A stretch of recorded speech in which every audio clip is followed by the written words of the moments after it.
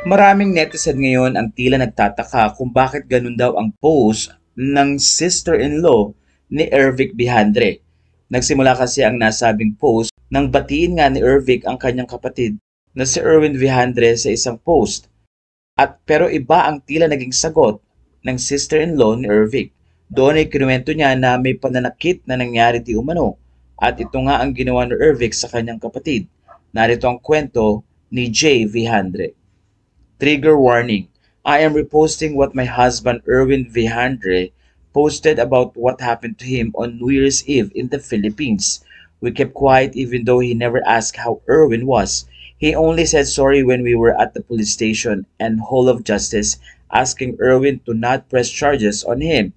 Erwin gave him the favor and still protected his good image. After he was released from detention, my husband didn't hear anything from him and now is greeting him publicly as if nothing happened.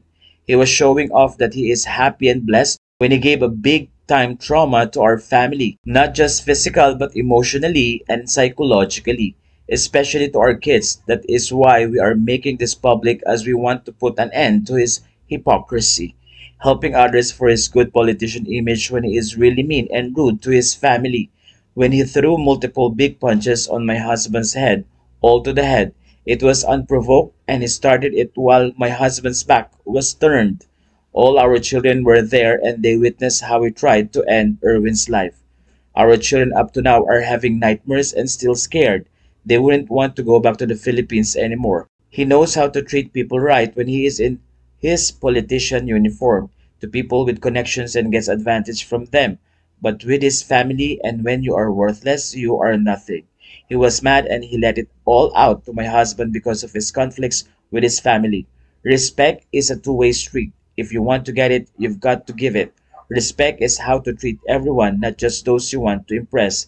I hope he gets our message to stop his hypocrisy and spares my family our sanity and peace of mind.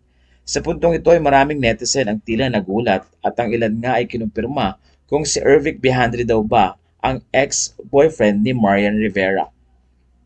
Sa puntong ito ay marami naman ang nagsasabi ay maayos ang issue na ito sa pagitan ni Ervic at ng kanyang kapatid na si Erwin.